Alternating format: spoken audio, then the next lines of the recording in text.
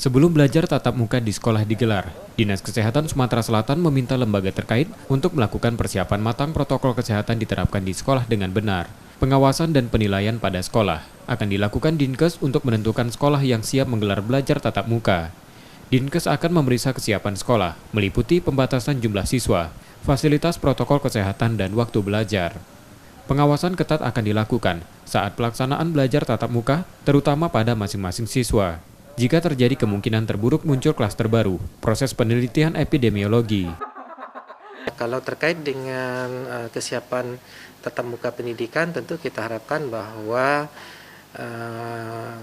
dinas dinas terkait sudah melakukan asesmen penilaian terhadap kesiapan masing-masing sekolah ya untuk penerapan protokol kesehatan.